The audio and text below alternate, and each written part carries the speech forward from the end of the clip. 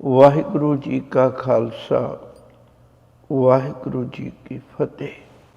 ਪੰਜ ਪਰਵਾਨ ਪੰਜ ਪ੍ਰਧਾਨ, ਪੰਚੇ ਪਾਵੈ ਦਰਗਹਿ ਮਾਨ। पंचे सोहै दर राजान, पंचा का गुर एक ध्यान। जे को कह करे विचार, करते कह करण है नाही शुमार। तौल धर्म दया का पूत, संतोख थाप रखिया जिन सूत।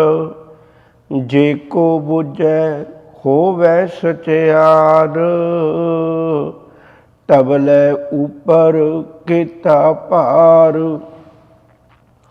धरती होर परै होर होर, तिसते भार तलै कवन जोर। जी जात रंगा के नाम,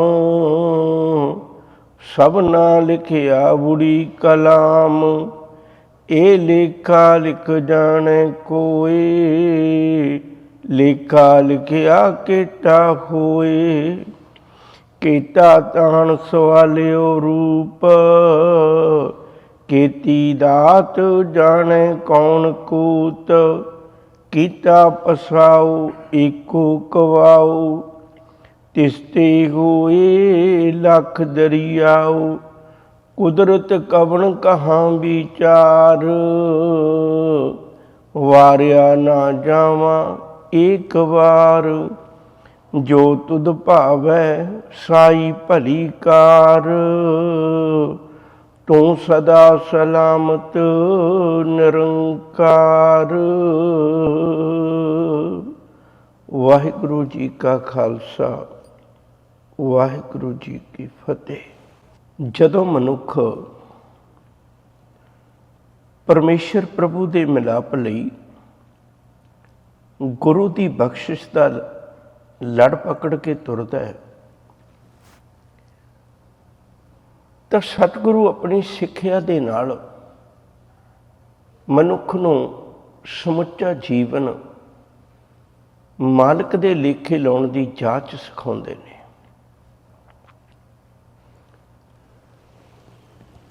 एक वखरी किस्म की दात सतगुरु जी ने संसार की झोली विच पाई है। इस तो पहला गुरुदेव सच्चे पातशाह ने मनुख नूं दस्सिया, बख्शिश की। सब तो पहली जरूरी गल है भी गुरु की सिक्ख्या नूं मैं सुना। फिर कला रिश्ता सुनने नाल नहीं जुड़ता, रिश्ता हमेशा मनण नाल जुड़ता है। आप पढ़ते हैं गुरबाणी विचों, मन्नै धर्म सेती संबंध, कहते मनण नाल धर्म का संबंध मनुख नाल एक रिश्ता जुड़ता है। जिन्ने भी दुनिया के रिश्ते ने वो मनण के सिर ते खलोते ने। जे मैं मनदा है तो रिश्ता कायम है, नहीं मनदा तो रिश्ता टुट जाता है। रब नाल भी परमेश्वर नाल भी इवें दे संबंध है। एक गल इत्थे होर विचारनी बड़े ध्यान नाल याद रखियो, जे आम करके धार्मिक दुनिया ने भी कुछ शब्द राखवें रख ले। किसी धर्म विच भगत शब्द नूं बड़ी मानता है, किसी धर्म दे विच संत नूं बड़ी उपमा बख्शी है, किसी विच ब्रह्म ज्ञानी नूं।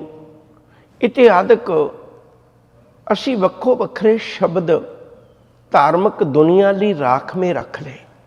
हालांकि ऐसा होना नहीं सी चाहिदा, क्योंकि ये एक अंदर की अवस्था है। जिहड़ा बंदा सच्चे दिलों रब नूं समर्पित हो गया, वो तो एक अध्यात्मक अवस्था। उन्होंने किसी भी शब्द नाल याद कर लो, वो फर्क नहीं पैंदा। पर फिर भी असी एक राखवें साडी सोच ने उहदे च वंडी पा लई।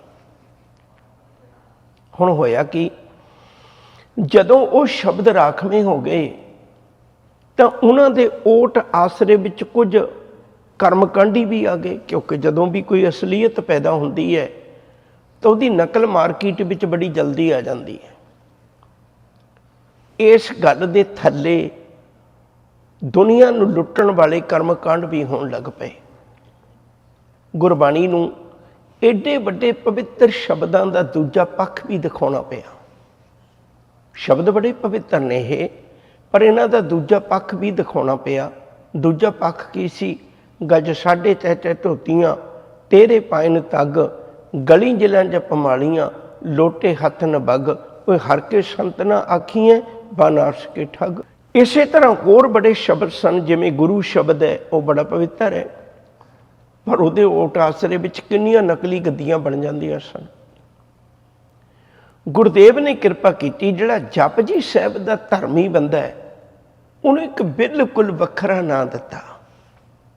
ये धार्मिक दुनिया का शब्द नहीं है, ये शब्द ही आम दुनिया विचों, आम साडी बोल चाल विचों आया हुआ शब्द है पंच। पंच शब्द का पिछोकड़ की है, थोड़ा जिहा समझ लईए। दो चीज़ां मनुख नूं मुढ़ कदीमां तो मिलियां ने, बहुत पिछोकड़ विचों इहदे नाल चलियां आ रहीआं ने। नंबर एक, मनुख दा भुल जाना, ये सुभाविक गल है।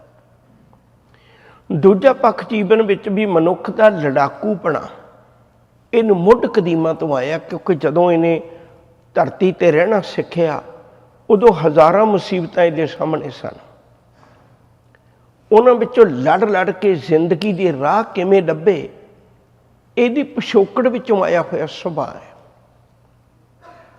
तो कुदरती गल सी, ये सुभाव अज भी साडे नाल चले आ रहा है।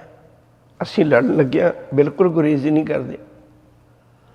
एक किसी अणजान पुणे च होई भुल अते एक अपने लड़ाकू सुभाव के कारण किसी नाल कीती बेइंसाफी, हुण उहदा फैसला करने वास्ते समाज ने कुछ लोग मुखीए बना के चुन ले भी जदों भी साडे कबीले विचों, जदों साडे पिंड विचों, जदों साडे शहर विचों कोई बंदा इहो जी गलती करे तो तुसीं मुखीए हो, तुसीं निरपक्ष हो के ते उन्हां दा फैसला करना है।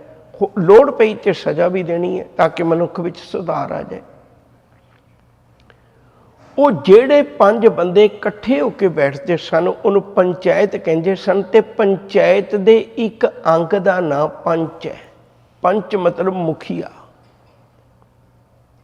हुण ख्याल करियो जे, साहब कहते जिन्हें गुरु की सिक्ख्या सुनी, जिन्हें गुरु की सिक्ख्या मनी, ते हुण की बन गया, वो पंच बन गया। वो आम दुनिया तो मुखी बन गया। वो आम सुधरिया होया सियाणा दाना इंसान बन गया। हुण वो अपने झगड़े संसार च पाउंदा नहीं है, बल्कि पए हुए झगड़ियां नूं निबेड़दा है। चंगी सूझबूझ उहदे कोल गुरु ने बख्शिश कर दी। और याद रखियो, तुसीं बड़ी बारी देखिया होवेगा, मैं बहुत बारी बेनती करना, नकली साध भी मिल जाते हैं, नकली संत भी मिल जाते हैं।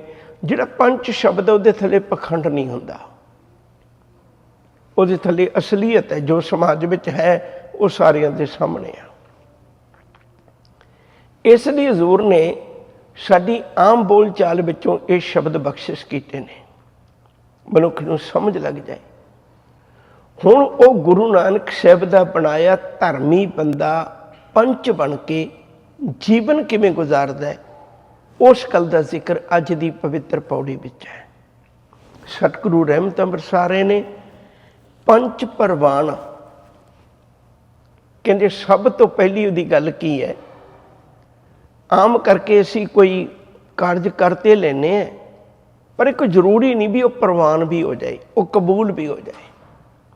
तो देखो तुसी दुनिया च मनुख की बड़ी कोशिश है भई मैं प्रवान हो जा, अपने परिवार दियां नज़रां च प्रवान हो जा भी मैं एक चंगा बाप है, चंगा पति है, चंगा गुआढ़ी है। इत्यादि को समाज विच प्रवान होने वास्ते बड़े उपराले करता है। जिहड़े वोट सिस्टम है वह भी तो इहो ही है ना, भी मैं इन्ने लोकां नूं प्रवान है, इन्ने लोग मैनूं कबूल करते हैं ते असीं उहनूं अगे बना दिंदे। इसे तरह साहब कहंदे ने भी जिहड़ा गुरु नानक साहब दा बनिया धर्मी बंदा है ना, उसकी सब तो पहली खूबी यह है ਭਈ ਉਹ ਰੱਬ ਦੀਆਂ ਨਜ਼ਰਾਂ 'ਚ ਪ੍ਰਵਾਨ ਹੈ, ਉਹ ਕਬੂਲ ਹੈ। ਪੰਜ ਪ੍ਰਵਾਨ ਮਾਲਕ ਦੀਆਂ ਨਜ਼ਰਾਂ 'ਚੋਂ ਕਬੂਲ ਹੈ। ਪੰਜ ਪ੍ਰਧਾਨ ਤੇ ਸਾਹਿਬ ਕਹਿੰਦੇ ਨੇ, ਯਾਦ ਰੱਖਿਓ, ਜੇ ਆਮ ਦੁਨੀਆ ਵਿੱਚੋਂ ਉਹ ਬੰਦਾ ਮੁਖੀਆ ਗਿਣਿਆ ਜਾਂਦਾ ਹੈ ਕਿਉਂਕਿ ਉਹਦੇ ਕੋਲ ਸਿਆਣਪ ਹੈ। ਇਹ ਜਿਹੜੀ ਮੁਖੀਏ ਵਾਲੀ ਪਦਵੀ ਹੈ, ਇਹ ਉਹ ਰਾਜਨੀਤਿਕ ਪਦਵੀ ਨਹੀਂ ਹੈ, ਇਹ ਧਾਰਮਿਕ ਪਦਵੀ ਹੈ। ਉਹਨੂੰ ਮਾਲਕ ਦੇ ਚਰਨਾਂ ਵਿੱਚ ਕਬੂਲ ਕੀਤਾ ਗਿਆ ਤੇ ਰੱਬ ਨੇ ਉਹਨੂੰ ਆਮ ਲੋਕਾਂ ਤੋਂ ਅੱਗੇ ਕਰ ਦਿੱਤਾ, ਉਹਨੂੰ ਸਿਆਣਪ ਦੀ ਦਾਤ ਬਖਸ਼ਿਸ਼ ਕਰਕੇ ਅੱਗੇ ਕਰ ਦਿੱਤਾ। ਪੰਚੇ ਸੋ ਹੈ ਦਰ ਰਾਜਾਨ। ਕਹਿੰਦੇ ਉਸ ਬੰਦੇ ਦਾ ਕਿਰਦਾਰ ਏਡਾ ਉੱਚਾ ਬੁਲੰਦੀਆਂ ਤੇ ਛੂਹ ਜਾਂਦਾ ਹੈ, ਜਿਹੜੇ ਰਾਜੇ ਮਹਾਰਾਜਿਆਂ ਦੇ ਦਰਬਾਰ ਵੀ ਨੇ, ਉਹਨਾਂ ਦਰਬਾਰਾਂ ਵਿੱਚ ਵੀ ਉਹਨਾਂ ਧਰਮੀ ਬੰਦਿਆਂ ਨੂੰ ਸਨਮਾਨਿਆ ਜਾਂਦਾ ਹੈ। ਤੁਸੀਂ ਦੇਖੋ ਕਦੇ ਇਹ ਗੱਲ ਵੱਖਰੀ ਵੀ ਵਕਤ ਦੀ ਕਰਵਟ ਨੇ ਅਸਲੀਅਤ ਵਿੱਚ ਬਹੁਤ ਕੁਝ ਬਦਲਾ ਕੇ ਨਕਲ ਪੈਦਾ ਕਰ ਦਿੱਤੀ, ਇਹ ਗੱਲ ਵੱਖਰੀ ਹੈ। ਪਰ ਤੁਸੀਂ ਦੇਖੋਗੇ ਕਦੇ ਰਾਜਨੀਤਿਕਾਂ ਦੇ ਦਰਬਾਰ ਵੀ ਤਾਂ ਕਿਸੇ ਨੇ ਇੱਕ ਸਿਆਣਾ ਪੰਡਿਤ ਰੱਖਿਆ ਹੋਇਆ, ਕਿਸੇ ਨੇ ਸਿਆਣਾ ਕਾਜ਼ੀ ਰੱਖਿਆ ਹੋਇਆ, ਕਿਸੇ ਨੇ ਹੋਰ ਕੋਈ ਬਣਦਾ ਸਲਾਹਕਾਰ ਆਪਣੇ ਕੋਲ ਰੱਖਿਆ ਹੋਇਆ। ਪਰ ਯਾਦ ਰੱਖਿਓ, ਉਹ ਲੋਕ ਰਾਜ ਦਰਬਾਰਾਂ ਵਿੱਚ ਰਹਿੰਦੇ ਹੋਏ ਵੀ ਇਹ ਗੱਲ ਸੋਚਦੇ ਹੁੰਦੇ ਸਨ ਵੀ ਇਹ ਜਿਹੜਾ ਕਰਮ ਮੈਂ ਕਰਨ ਲੱਗਾ ਹੈ, ਇਹ ਧਾਰਮਿਕ ਦੁਨੀਆ ਵਿੱਚ ਕਬੂਲ ਹੋ ਜਾਏਗਾ। ਵੱਡੇ ਵੱਡੇ ਰਾਜੇ ਮਹਾਰਾਜਿਆਂ ਦੇ ਨਾਲ ਤੁਸੀਂ ਕਿਤੇ ਨਾ ਕਿਤੇ ਇੱਕ ਧਾਰਮਿਕ ਬੰਦੇ ਨੂੰ ਖਲੋਤੇ ਨੂੰ ਦੇਖ ਸਕਦੇ ਹੋ। ਤੇ ਇਹ ਉਹੀ ਲੋਕ ਹੁੰਦੇ ਨੇ ਜਿਨ੍ਹਾਂ ਨੇ ਆਪਣਾ ਜੀਵਨ ਮਾਲਕ ਦੇ ਲੇਖੇ ਲਾਇਆ। ਹਜ਼ੂਰ ਕਿਰਪਾ ਕਰਦੇ ਨੇ, ਕਹਿੰਦੇ ਪੰਚੇ ਸੋਹੈ ਦਰ ਰਾਜਾਨ। ਉਹਦਾ ਕਿਰਦਾਰ ਏਡਾ ਉੱਚਾ ਬੁਲੰਦੀਆਂ ਤੇ ਛੂਹ ਜਾਂਦਾ ਹੈ, ਵਕਤ ਦੇ ਰਾਜੇ ਮਹਾਰਾਜੇ ਵੀ ਉਹਨਾਂ ਦੀ ਗੱਲ ਨੂੰ ਮੰਨ ਕੇ ਤੁਰਦੇ ਨੇ, ਪ੍ਰਵਾਨ ਕਰਕੇ ਤੁਰਦੇ ਨੇ। ਸਾਡੀ ਕੌਮੀ ਕਮਜ਼ੋਰੀਆਂ ਵੀ ਨੇ, ਪਰ ਚੇਤੇ ਰੱਖਿਓ, ਮਹਾਰਾਜਾ ਰਣਜੀਤ ਸਿੰਘ, ਉਹਨੂੰ ਗੋਰਿਆਂ ਨੇ 2 ਸਵਾਲ ਕੀਤੇ ਸਨ ਬੜੇ ਅਜੀਬ ਕਿਸਮ ਦੇ। ਮਹਾਰਾਜਾ ਰਣਜੀਤ ਸਿੰਘ ਕਮਰ ਕਸਾ ਬਣ ਕੇ ਰੱਖਦੇ ਸਨ, ਲੱਕ ਨਾ ਪਰਨਾ ਬਣ ਕੇ ਰੱਖਦੇ ਸਨ। ਦੂਜੀ ਗੱਲ, ਜਦੋਂ ਗੁਰੂ ਘਰ ਦੇ ਵਜ਼ੀਰ, ਦਰਬਾਰ ਸਾਹਿਬ ਦੇ ਵਜ਼ੀਰ, ਗ੍ਰੰਥੀ ਸਾਹਿਬਾਨ ਉਹ ਤੁਰਦੇ ਸਨ ਤਾਂ ਦਰਬਾਰ ਸਾਹਿਬ ਦੀਆਂ ਪਰਿਕਰਮਾਂ ਵਿੱਚ ਮਹਾਰਾਜਾ ਰਣਜੀਤ ਸਿੰਘ ਕਦੇ ਵੀ ਅੱਗੇ ਹੋ ਕੇ ਨਹੀਂ ਸੀ ਤੁਰਦਾ। ਉਹਨੂੰ ਗੋਰਿਆਂ ਨੇ 2 ਸਵਾਲ ਕੀਤੇ ਸਨ ਵੀ ਨੰਬਰ 1, ਲੱਕ ਤੇ ਬੰਨਿਆ ਪਰਨਾ ਇਹ ਗੁਲਾਮੀ ਦਾ ਚਿੰਨ੍ਹ ਹੁੰਦਾ ਹੈ। ਬੈਲਟ ਬੰਨਣੀ ਇਸੇ ਗੱਲ ਦਾ ਸੂਚਕ ਹੈ ਵੀ ਮੈਂ ਸਰਕਾਰ ਦਾ ਮੁਲਾਜ਼ਮ ਹੈ, ਮੈਂ ਸਰਕਾਰ ਦਾ ਨੌਕਰ ਹੈ। ਕਹਿਣ ਲੱਗੇ ਵੀ ਇੱਕ ਤਾਂ ਲੱਕ ਤੇ ਪਰਨਾ ਬੰਨਣਾ, ਇਹ ਪ੍ਰਗਟ ਕਰਨਾ ਵੀ ਮੈਂ ਕਿਸੇ ਦਾ ਨੌਕਰ ਹੈ। ਦੂਜੀ ਗੱਲ ਇਹ ਵੀ ਆਪ ਕਿਸੇ ਦੇ ਪਿੱਛੇ ਹੋ ਕੇ ਤੁਰਨਾ। ਤੁਸੀਂ ਰਾਜੇ ਹੋ, ਤੁਹਾਨੂੰ ਫੈਸਲੇ ਲੈਣੇ ਚਾਹੀਦੇ ਨੇ। ਮਹਾਰਾਜਾ ਰਣਜੀਤ ਸਿੰਘ ਨੇ ਜਿਹੜਾ ਜਵਾਬ ਦਿੱਤਾ ਸੀ ਨਾ, ਉਸ ਵੇਲੇ ਗੋਰਿਆਂ ਨੂੰ ਟਰਾਂਸਲੇਟ ਕਰਕੇ ਦੱਸਿਆ ਕਰਦੇ ਸਨ ਤੇ ਉਹ ਬੜਾ ਹੀ ਅਜੀਬ ਕਿਸਮ ਦਾ ਸੀ। ਮਹਾਰਾਜਾ ਰਣਜੀਤ ਸਿੰਘ ਕਹਿਣ ਲੱਗੇ, ਪਹਿਲੀ ਗੱਲ, ਮੈਂ ਗੁਰੂ ਦੇ ਘਰ ਦਾ ਵੈਸੀ ਗੁਲਾਮ ਹੈ। ਤੁਮਰੀ ਸ਼ਰਨ ਤੁਮਾਰੀ ਆਸਾ, ਤੁਮ ਕੀ ਸੱਜਣ ਸੁਹੇਲੇ, ਰਾਖੋ ਰਾਖਨ ਹਾਰ ਦਿਆਲਾ, ਨਾਨਕ ਘਰ ਕੇ ਗੋਲੇ। ਮੈਂ ਵੈਸੇ ਗੁਰੂ ਦਰ ਦਾ ਸੇਵਕ ਹੈ। ਦੂਜੀ ਗੱਲ, ਭਈ ਮੈਂ ਬਾਹਰ ਰਾਜ ਕਰਦਾ, ਇੱਥੇ ਰਾਜ ਧੰਨ ਗੁਰੂ ਰਾਮਦਾਸ ਸਾਹਿਬ ਸੱਚੇ ਪਾਤਸ਼ਾਹ ਦਾ ਹੈ। ਉਹਨੇ ਬਾਹਰ ਮੈਨੂੰ ਰਾਜ ਦੀ ਸੇਵਾਦਾਰੀ ਬਖਸ਼ੀ ਹੈ, ਮੈਂ ਉਹ ਕਮਾਉਣਾ ਹੈ। ਪਰ ਇੱਥੇ ਗੁਰੂ ਘਰ ਵਿੱਚ ਰਾਜ ਗੁਰੂ ਰਾਮਦਾਸ ਸਾਹਿਬ ਸੱਚੇ ਪਾਤਸ਼ਾਹ ਦਾ ਹੈ ਤੇ ਮੈਂ ਉਹਦੇ ਵਜ਼ੀਰ ਦੇ ਪਿੱਛੇ ਤੁਰਦਾ ਹੈ। ਯਕੀਨ ਕਰਕੇ ਜਾਣਿਓ, ਕਹਿਣ ਤੋਂ ਮੁਰਾਦ ਐਸੇ ਧਰਮੀ ਬੰਦੇ ਨੂੰ ਰਾਜਿਆਂ ਦੇ ਦਰਬਾਰ 'ਚ ਵੀ ਸਨਮਾਨ ਮਿਲਦਾ ਹੈ। ਪੰਚ ਪ੍ਰਵਾਨ, ਉਹ ਪੰਚ ਕਬੂਲ ਹੋ ਗਿਆ। ਪੰਚ ਪ੍ਰਧਾਨ, ਉਹ ਮੁਖੀਆ ਬਣ ਗਿਆ। ਪੰਚੇ ਪਾਵੇ ਦਰਗਹਿ ਮਾਨ, ਤੇ ਉਹ ਰੱਬ ਦੀ ਦਰਗਾਹ 'ਚ ਵੀ ਕਬੂਲ ਨੇ। ਇਕੱਲੇ ਰੱਬ ਦੀ ਦਰਗਾਹ 'ਚ ਹੀ ਕਬੂਲ ਨਹੀਂ, ਭਾਵ ਸੰਸਾਰ 'ਚ ਹੀ ਕਬੂਲ ਨਹੀਂ। ਪੰਚੇ ਸੋਹੈ ਦਰ ਰਾਜਾਨ, ਉਹ ਰਾਜਿਆਂ ਦੇ ਦਰਬਾਰ 'ਚ ਵੀ ਸੋਹਣੇ ਲੱਗਦੇ ਨੇ, ਸ਼ੋਭਨੀਕ ਨੇ, ਉਹਨਾਂ ਦੀ ਗੱਲ ਦੀ ਕਦਰ ਕੀਮਤ ਹੈ। पंचां का गुर एक ध्यान। हुण आह गल बहुत सोचण वाली है। सानू सतगुरु नित दिहाड़े जपजी साहिब दे पावन बचनां नाल निहालो निहाल करते हैं। ये बचन बहुत प्यारा है, पंचां का गुर एक ध्यान। हुण मुश्किल की है, हर एक बंदे दे ध्यान विच या तो अपनी जथेबंदी है, या अपनी धड़ेबंदी है, या अपना वैर विरोध है, उन्होंने अपनी किसी पदवी नाल स्नेह है, उन्होंने जिहड़ा गुरु का ध्यान नहीं है। हुण गुरु तो एक है, जे साडे ध्यान विच गुरु होवे ते फिर ही असीं अपने जीवन विच एका ते एक ओंकार दे उपासक बन सकते हैं, फिर ये दात प्राप्त कर सकते, उस तो बिना नहीं। छोटा जिहा एक दृष्टांत दे दियां, फिर अगली पौड़ ये विचार करनी। तुसीं देखो कदे भाई दया सिंह जी, भाई धर्म सिंह जी, भाई हिम्मत सिंह जी, भाई मोहकम सिंह जी, भाई साहब सिंह जी आनंदपुर साहिब की धरती ते चुने गए। तो जदों इन्हां पंजां दी मुकम्मल पदवी बन गई, तो जिमें अज अपने दोस्त ने, अपने सके संबंधी ने, माता पिता भैन भरा ने, तो भाई दया सिंह दे भी सन, भाई धर्म सिंह जी होरां दे भी सन। तो सारे उन्होंने पुछते ही होणगे ना भी तुसीं सानूं दसो भी अंदर की होया जदों गुरु गोबिंद सिंह जी बांह पकड़ के ले गए। असीं ते लहू भीजी किरपान देखी है, सानूं होर कुछ नहीं दस्सिया, बाकी जो कुछ वरत्या परदे च वरत्या। ते तुसीं दसो सानूं की होया अंदर, असीं किसे नूं नहीं दसांगे। देखो सदियां बीत गईयां, वो राज अज भी राज है, क्योंकि ये गल ना भाई दया सिंह ने, ना भाई धर्म सिंह ने, ना भाई हिम्मत सिंह ने संसार नूं, अपने सज्जणा मित्रां किसे नूं भी नहीं दसी। पंजां दे ध्यान विच केवल एक गुरु सी। अज असीं पंज प्यारे भी वो बनाउने हैं जिन्हां दे ध्यान विच गुरु नहीं हुंदा, जिन्हां दे ध्यान विच अपनी जथेबंदी हुंदी है भी साडी जथेबंदी दी ये मर्यादा है, असीं उही लागू करनी है। सतगुरु कृपा करते ने, अमृत बचन बख्शिश करते ने। पंचां का गुर एक ध्यान, ये जिहड़े पंच गुरु साहब ने बनाए ने ना धर्मी, इन्हां दे ध्यान विच ना काम है, ना क्रोध है, ना लोभ है, ना मोह है, ना ईर्खा, ना द्वेष, कुछ भी नहीं। पंचां का गुर एक ध्यान, केवल एक गुरु ध्यान विच है। ये भी गल चेता रखने वाली है, जिहड़ी चीज़ तुहाडी सोच विच नहीं, तुसीं उहदा कदे सुख नहीं मान सकते। मान लो घर च मैं कोई चीज़ रख के भुल गया, तो हुण घर च तो वो चीज़ पई है, पर मेरी सोच विच नहीं है, तो मैं उहनूं वरत नहीं सकदा। वरत ते तां ही सकदा जे मेरी सोच विच भी होवे।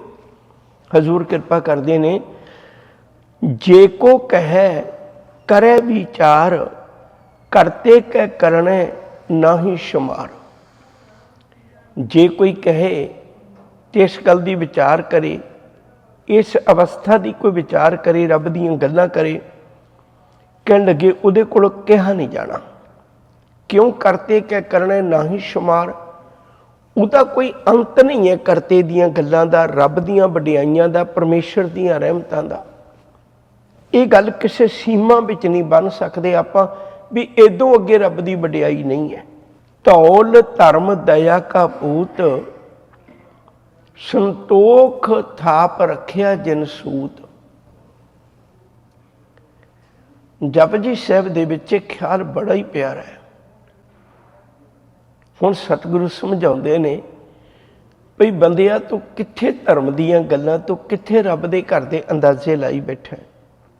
नहीं, साडी समझ विच इतने वड्डे मालिक की महिमा नहीं आ सकती। उहदे गुण गा के असीं अपने आप नूं पवित्र कर सकने, पर उहदा अंत नहीं पा सकते। पंक्तियां ने बड़ियां प्यारियां। धौल धर्म दया का पूत, एक मिथ बनाई हुई सी भई आ जिहड़ी धरती है, ਇਹਦੇ थल्ले कोई बैल खलोता है। ਤੇ ਉਹ ਬੈਲ ਨੇ ਆਪਣੇ ਸਿੰਘਾਂ ਦੇ ਉੱਤੇ ਧਰਤੀ ਨੂੰ ਚੁੱਕਿਆ ਹੋਇਆ। ਜਦ ਕਿਤੇ ਦੁਨੀਆ 'ਚ ਬਹੁਤ ਪਾਪ ਹੁੰਦੇ ਨੇ, ਬੁਰੇ ਕਰਮ ਹੁੰਦੇ ਨੇ, ਉਹ ਥੱਲੇ ਖਲੋਤਾ ਬੈਲ ਥੱਕ ਜਾਂਦਾ ਹੈ, ਉਹਨੂੰ ਭਾਰ ਲੱਗਦਾ ਹੈ, ਤੇ ਫਿਰ ਉਹ ਕੋਸ਼ਿਸ਼ ਕਰਦਾ ਵੀ ਮੈਂ ਆਪਣੇ ਸਿੰਘ ਨੂੰ ਬਦਲਾ ਲਾਂ, ਇੱਕ ਸਿੰਘ ਤੋਂ ਦੂਜੇ ਸਿੰਘ ਤੇ ਧਰਤੀ ਕਰ ਲਾਂ। ਉਹ ਜਦੋਂ ਇੱਕ ਸਿੰਘ ਤੋਂ ਦੂਜੇ ਸਿੰਘ ਤੇ ਧਰਤੀ ਕਰਦਾ ਹੈ ਤੇ ਧਰਤੀ 'ਚ ਭੁਚਾਲ ਹੁੰਦਾ ਹੈ। ਇੱਕ ਮਿੱਥ ਬਣਾਈ ਹੋਈ ਸੀ, ਔਰ ਇਹ ਜਿਹੜੇ ਧਰਤੀ ਤੇ ਹੋ ਰਹੇ ਪਾਪ ਨੇ ਉਸ ਧੌਲ ਧਰਮ ਨੂੰ ਦੁਖੀ ਨਾ ਕਰਨ, ਇਸ ਲਈ ਤੁਸੀਂ ਇੱਕ ਕੰਮ ਕਰੋ ਵੀ ਜਿੰਨੇ ਵੀ ਪਾਪ ਹੋਏ ਨੇ ਉਹਨਾਂ ਦਾ ਭਾਰ ਲਾਉਣ ਵਾਸਤੇ ਕਿਸੇ ਬ੍ਰਾਹਮਣ ਨੂੰ ਦਾਨ ਪੁੰਨ ਕਰ ਦਿਓ। ਬੜੇ ਤਰੀਕੇ ਅਪਣਾਏ ਸਨ ਉਹਨਾਂ ਨੇ, ਇਸ ਲਈ ਵਿਪਰ ਦੀ ਸੋਚ ਵਿੱਚੋਂ ਨਿਕਲਣਾ ਬਹੁਤ ਵਿਖਮ ਹੈ। ਸਤਿਗੁਰੂ ਨੇ ਹੁਣ ਕੈਸੇ ਗਜਬ ਦੇ ਜਵਾਬ ਦਿੱਤੇ ਨੇ। ਕਹਿਣ ਲੱਗੇ, ਭਲਿਆ ਧਰਤੀ ਦੇ ਥੱਲੇ ਜੇ ਬੈਲ ਹੈ ਤਾਂ ਮੇਰੇ ਕੁਝ ਤੈਨੂੰ ਸਵਾਲ ਨੇ, ਉਹਦਾ ਜਵਾਬ ਦੇ। ਅਗਲੀ ਨਾਲ ਪੰਕਤੀਆਂ ਲੈ ਕੇ ਚਲੀਏ, ਫਿਰ ਥੋੜਾ ਜਿਹਾ ਸੌਖਾ ਹੋ ਜਾਏਗਾ। ਕਹਿਣ ਲੱਗੇ, ਧਰਤੀ ਦੇ ਥੱਲੇ ਬੈਲ ਨਹੀਂ ਹੈ, ਧਰਤੀ ਦੇ ਥੱਲੇ ਤਾਂ ਇੱਕ ਧਰਮ ਹੈ, ਇੱਕ ਨਿਯਮ ਹੈ, ਜਿਹਦੇ ਨਿਯਮ ਵਿੱਚੋਂ ਧਰਤੀ ਖਲੋਤੀ ਹੈ। ਤੇ ਅੱਜ ਸਾਇੰਸ ਨੇ ਸਾਰਾ ਕੁਝ ਪ੍ਰਗਟ ਕਰ ਦਿੱਤਾ ਹੈ। ਉਹਨੇ ਦੱਸ ਦਿੱਤਾ ਵੀ ਗ੍ਰਹਿ, ਨਛੱਤਰ, ਤਾਰੇ, ਜੋ ਕੁਝ ਵੀ ਖਲੋਤਾ ਹੈ ਇਹ ਕਿਸੇ ਬੈਲ ਦੇ ਕਾਰਨ ਨਹੀਂ ਖਲੋਤਾ, ਬਲਕਿ ਇਹ ਇੱਕ ਗ੍ਰੈਵਿਟੀ ਦੇ ਕਾਰਨ ਖਲੋਤੇ ਨੇ। ਇੱਕ ਦੂਜੇ 'ਚ ਖਿੱਚ ਹੈ, ਉਸ ਦੇ ਕਾਰਨ ਇਹ ਆਪੋ ਆਪਣੀ ਥਾਂ ਤੇ ਖਲੋਤੇ ਨੇ। ਉਨੀ ਕੁ ਖਿੱਚ ਰੱਬ ਨੇ ਪਾਈ ਹੈ। ਸਾਹਿਬ ਕਹਿੰਦੇ ਵੀ ਜਿਹੜਾ ਧੌਲ ਤੁਸੀਂ ਮੰਨਦੇ ਹੋ ਨਾ, ਬੈਲ ਤੁਸੀਂ ਮੰਨਦੇ ਹੋ, ਅਸੀਂ ਤਾਂ ਉਹਨੂੰ ਧਰਮ ਮੰਨਦੇ ਹਾਂ, ਰੱਬ ਦਾ ਨਿਯਮ ਮੰਨਦੇ ਹਾਂ। ਔਰ ਇਹ ਨਿਯਮ ਕਿਵੇਂ ਪੈਦਾ ਹੋਇਆ? ਇਹ ਦਇਆ ਕਾ ਪੂਤ, ਇਹ ਦਇਆ ਵਿੱਚੋਂ ਪੈਦਾ ਹੋਇਆ। ਇਹ ਕਿਸੇ ਦੇ ਕਹਿਣ ਤੇ ਰੱਬ ਨੇ ਪੈਦਾ ਨਹੀਂ ਕੀਤਾ ਵੀ ਧਰਤੀ ਇਹੋ ਜਿਹੀ ਬਣਾ ਦੇ, ਗ੍ਰਹਿ ਨਛੱਤਰ ਇਹੋ ਜਿਹੇ ਬਣਾ ਦੇ, ਇਹਦੇ ਤੇ ਮੌਸਮ ਇਹੋ ਜਿਹਾ ਬਣਾ ਦੇ, ਇਹਦੇ ਤੇ ਜੀਵ ਪੈਦਾ ਕਰ ਦੇ। ਇਹ ਸਾਡੀ ਕਿਸੇ ਸਿਫਾਰਿਸ਼ ਨਾਲ ਨਹੀਂ ਹੋਏ, ਇਹ ਤੇ ਰੱਬ ਦੀ ਦਇਆ ਨਾਲ ਪੈਦਾ ਹੋਏ ਨੇ। ਸੰਤੋਖ ਥਾਪ ਰੱਖਿਆ ਜਿਨ ਸੂਤ, ਇਸ ਧਰਮ ਦਾ ਸੂਤਰ ਕੀ ਹੈ? ਸੰਤੋਖ ਨਾਲ ਜਿਉਣਾ। ਜਦੋਂ ਵੀ ਦੁਨੀਆ ਸੰਤੋਖ ਨਾਲ ਜਿਉਂਦੀ ਹੈ, ਯਾਦ ਰੱਖਿਓ ਜੇ ਉਦੋਂ ਕੋਈ ਕੁਕਰਮ ਨਹੀਂ ਹੁੰਦਾ। ਕਾਮ ਤੋਂ ਸੰਤੋਖ, ਕ੍ਰੋਧ ਤੋਂ ਸੰਤੋਖ, ਲੋਭ ਤੋਂ ਸੰਤੋਖ, ਮਨ ਦੀ ਭਟਕਣਾ ਤੋਂ ਸੰਤੋਖ, ਹੰਕਾਰ ਤੋਂ ਸੰਤੋਖ, ਮਾਇਆ ਤੋਂ ਸੰਤੋਖ। ਸੰਤੋਖ ਜੀਵਨ ਵਿੱਚ ਇੱਕ ਏਡਾ ਵੱਡਾ ਰਾਜਾ ਬੰਦੇ ਨੂੰ ਬਣਾ ਦਿੰਦਾ ਹੈ, ਉਹ ਦੂਜਿਆਂ ਨਾਲ ਵੀ ਵੰਡ ਕੇ ਖਾਂਦਾ ਹੈ। ਲੋਭ ਇੱਕ ਇਹੋ ਜਿਹਾ ਔਗਣ ਹੈ, ਉਹ ਸਭ ਕੁਝ ਆਪਣਾ ਬਣਾ ਕੇ ਵੀ ਭੁੱਖਾ ਰਹਿ ਜਾਂਦਾ ਹੈ। ਸਤਿਗੁਰੂ ਕਹਿਣ ਲੱਗੇ ਭਈ ਇਹ ਸੰਸਾਰ ਸੁਖੀ ਤਾਂ ਬਚ ਸਕਦਾ ਹੈ ਜੇ ਇਹਦੇ ਕੋਲ ਸੰਤੋਖ ਦੀ ਦਾਤ ਹੋਵੇ। ਸੰਤੋਖ ਥਾਪ ਰੱਖਿਆ ਜਨਸੂਤ, ਜੇ ਕੋ ਬੁੱਝੈ ਹੋਵੇ ਸਚਿਆਰ।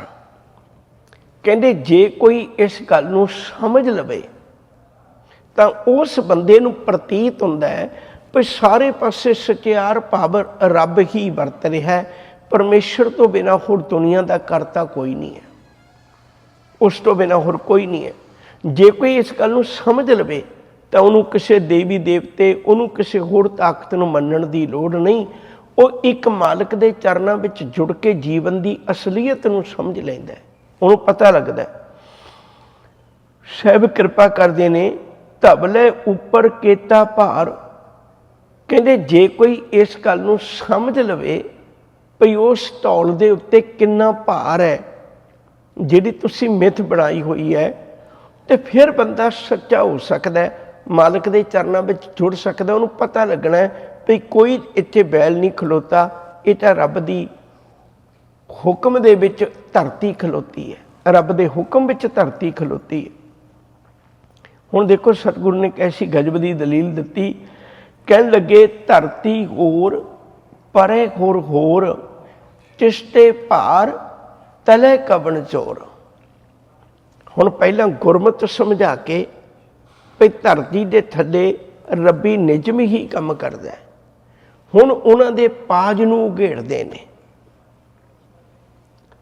ਸਾਹਿਬ ਕਹਿੰਦੇ ਨੇ ਮੰਨ ਲਓ ਧਰਤੀ ਹੋਰ ਪਰੇ ਹੋਰ ਜਿਹੜੀ ਆ ਧਰਤੀ ਤੁਸੀਂ ਕਹਿੰਦੇ ਬੈਲ ਦੇ ਸਿੰਘਾਂ ਤੇ ਖਲੋਤੀ ਹੈ, ਤੇ ਬੈਲ ਕਾਹਦੇ ਤੇ ਖਲੋਤਾ ਹੈ? ਕਹਿੰਦੇ ਉਹਦੇ ਥੱਲੇ ਇੱਕ ਹੋਰ ਧਰਤੀ ਹੈ। ਸਭ ਕਹਿੰਦੇ ਮੰਨ ਲਓ। ਉਹ ਧਰਤੀ ਕਾਹਦੇ ਤੇ ਖਲੋਤੀ ਹੈ? ਕਹਿੰਦੇ ਉਹਦੇ ਥੱਲੇ ਇੱਕ ਹੋਰ ਬੈਲ ਖਲੋਤਾ ਹੈ। ਸਭ ਕਹਿੰਦੇ ਵੀ ਤੁਸੀਂ ਇਉਂ ਕਰੋ, ਮੰਨ ਲਓ ਹਜ਼ਾਰਾਂ ਹੀ ਧਰਤੀਆਂ ਨੇ, ਲੱਖਾਂ ਹੀ ਧਰਤੀਆਂ ਨੇ, ਮੈਨੂੰ ਇਹ ਦੱਸੋ ਜਿਹੜੀ ਸਭ ਤੋਂ ਅਖੀਰ 'ਚ ਉਹਦੇ ਥੱਲੇ ਕੌਣ ਹੈ? ਕਹਿੰਦੇ ਉਹਦੇ ਥੱਲੇ ਤਾਂ ਫਿਰ ਰੱਬ ਹੀ ਹੈ ਨਾ। ਸਭ ਕਹਿੰਦੇ ਫਿਰ ਇੱਕ ਝੂਠ ਬੋਲ ਕੇ ਤੁਸੀਂ ਉਹਨੂੰ ਛੁਪਾਉਣ ਵਾਸਤੇ ਸੈਂਕੜੇ ਝੂਠ ਕਿਉਂ ਬੋਲਦੇ ਹੋ? ਪਹਿਲੀ ਧਰਤੀ ਥੱਲੇ ਮੰਨ ਲਓ ਵੀ ਰੱਬ ਹੈ, ਪਰਮੇਸ਼ਰ ਹੈ, ਨਿਰੰਕਾਰ ਹੈ। ਧਰਤੀ ਹੋਰ, ਪਰੇ ਹੋਰ। ਜੇ ਧਰਤੀ ਹੋਰ ਹੈ, ਇਸ ਤੋਂ ਥੱਲੇ ਹੋਰ ਹੈ, ਉਸ ਤੋਂ ਥੱਲੇ ਹੋਰ ਹੈ, ਤੇ ਸਾਰਿਆਂ ਤੋਂ ਅਖੀਰਲੀ ਥੱਲੇ ਕੀ ਹੈ ਉਹਦੀ ਗੱਲ ਕਰੋ। ਯਾਦ ਰੱਖਿਓ, ਜੇ ਗੁਰੂ ਨਾਨਕ ਸਾਹਿਬ ਦਾ ਧਰਮ ਜਿਹੜਾ ਨਾ ਉਹ ਦੋ ਗੱਲਾਂ ਤੇ ਬਹੁਤ ਆਧਾਰਿਤ ਹੈ, ਜਾਂ ਇਉਂ ਕਹਿ ਲਓ ਵੀ ਇਸੇ ਦੇ ਦੁਆਲੇ ਘੁੰਮਦਾ ਹੈ। ਨੰਬਰ 1 ਸੱਚ, ਨੰਬਰ 2 ਸਚਿਆਰ। ਰੱਬ ਕੀ ਹੈ? ਰੱਬ ਸੱਚ ਹੈ। ਜਿਸ ਦਿਨ ਉਹ ਸੱਚ ਨੂੰ ਅਸੀਂ ਆਪਣੇ ਜੀਵਨ ਵਿੱਚ ਧਾਰਨ ਕਰ ਲਿਆ, ਅਸੀਂ ਸਚਿਆਰ ਹੋ ਜਾਵਾਂਗੇ।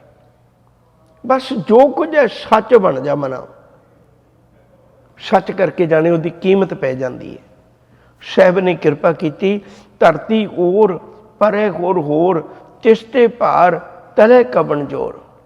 ਹੁਣ ਉਹਨਾਂ ਨੂੰ ਜਵਾਬ ਨਾ ਆਇਆ। ਇਸੇ ਲਈ ਵਿਪਰਵਾਦੀ ਸੋਚ ਸਿੱਖੀ ਦਾ ਹਮੇਸ਼ਾ ਵਿਰੋਧ ਕਰਦੀ ਹੈ। ਮੈਂ ਬਹੁਤ ਵਾਰੀ ਬੇਨਤੀ ਕਰਨਾ ਹੈ, ਨਹੀਂ ਤੇ ਸਰਬੱਤ ਦਾ ਭਲਾ ਮੰਗਣ ਵਾਲੀ ਕੌਮ ਹੈ। ਹਰ ਅਰਦਾਸ ਵਿੱਚ ਸਰਬੱਤ ਦਾ ਭਲਾ ਮੰਗਨੇ, ਸਾਰਿਆਂ ਲਈ ਇੱਕੋ ਜਿਹਾ ਲੰਗਰ ਵਰਤਾਉਣੇ, ਸਭ ਦੇ ਦੁੱਖ ਸੁੱਖਾਂ ਵਿੱਚ ਸ਼ਾਮਲ ਹੋਣੇ। ਫਿਰ ਵੀ ਇਸ ਕੌਮ ਵਿੱਚ ਵਾਧਾ ਕਿਉਂ ਨਹੀਂ? ਕਿਉਂਕਿ ਵਿਪਰਵਾਦੀ ਸੋਚ ਜਿਹੜੀ ਹੈ ਉਹ ਆਪਣੇ ਭਰਮਾਂ ਦੇ ਕਾਰਨ ਲੋਕਾਂ ਦੇ ਦਿਲਾਂ ਤੱਕ ਅਸਲੀਅਤ ਨਹੀਂ ਪਹੁੰਚਣ ਦਿੰਦੀ। ਸਤਿਗੁਰੂ ਨੇ ਰਹਿਮਤ ਕੀਤੀ, ਅਗਲੀਆਂ ਪੰਕਤੀਆਂ ਨੇ, ਜੀ ਜਾਤ ਰੰਗਾਂ ਕੇ ਨਾਮ। ਇਹ ਗੱਲ ਨੂੰ ਵੀ ਬਹੁਤ ਧਿਆਨ ਨਾਲ ਵਿਚਾਰਿਓ। ਸਭਨਾ ਲਿਖਿਆ ਬੁੜੀ ਕਲਾਮ। ਬੁੜੀ ਦਾ ਅਰਥ ਹੁੰਦਾ ਚੱਲੀ। ਸਾਰਿਆਂ ਦੇ ਸਿਰ ਤੇ ਰੱਬੀ ਹੁਕਮ ਦੀ ਕਲਮ ਚੱਲਦੀ ਹੈ। ਜੀ ਜਾਤ ਰੰਗਾਂ ਕੇ ਨਾਮ। ਦੁਨੀਆ ਦੇ ਅੰਦਰ ਬੇਅੰਤ ਤਰ੍ਹਾਂ ਦੇ ਜੀਵ, ਬੇਅੰਤ ਤਰ੍ਹਾਂ ਦੀਆਂ ਜਾਤਾਂ। ਜਾਤ ਮਤਲਬ ਕਿਸਮ ਹੁੰਦਾ ਅਸਲ ਵਿੱਚ। ਬਾਅਦ ਵਿੱਚ ਉਦੋਂ ਸ਼ਬਦ ਨੂੰ ਅਸੀਂ ਹੋਰ ਢੰਗ ਨਾਲ ਵਰਤਣ ਲੱਗ ਪਏ ਵੀ ਕਿਸ ਕਿਸਮ ਦੇ ਲੋਕ ਨੇ ਇਹ। ਜੀ ਜਾਤ ਰੰਗਾਂ। ਰੰਗਾਂ ਦੇ ਆਧਾਰਿਤ ਵੀ ਦੁਨੀਆ 'ਚ ਬਹੁਤ ਵਿਤਕਰਾ ਹੈ। ਕਿ ਨਾਮ? ਕਈ ਨਾਮਾਂ ਦੇ, ਕਈ ਨਾਮਾਂ ਦੇ ਜੀਵ ਨੇ ਦੁਨੀਆ ਵਿੱਚ। ਸਭਨਾ ਲਿਖਿਆ ਬੁੜੀ ਕਲਾਮ। ਪਰ ਸਭਨਾ ਦੇ ਸਿਰ ਉੱਤੇ ਰੱਬ ਦੇ ਹੁਕਮ ਦਾ ਕਲਮ ਚੱਲਦੀ ਹੈ, ਰੱਬ ਦੇ ਹੁਕਮ ਦੀ ਕਲਮ ਚੱਲਦੀ ਹੈ। ਜੇ ਮੈਂ ਕਹਾਂ ਮੈਂ ਫਲਾਨੀ ਜਾਤ ਵਿੱਚੋਂ ਬਹੁਤ ਉੱਤਮ ਹੈ, ਮਾਲਕ ਦੇ ਘਰ ਨਹੀਂ। ਸਾਹਿਬ ਕਹਿੰਦੇ ਨੇ ਨਹੀਂ ਭਲਿਆ, ਆਹ ਤਾਂ ਇੱਕ ਕਿਰਾਏ ਦਾ ਮਕਾਨ ਹੈ ਜਿਹਦੇ ਵਿੱਚ ਤੂੰ 4 ਦਿਨ ਰਹਿ ਕੇ ਜਾਣਾ।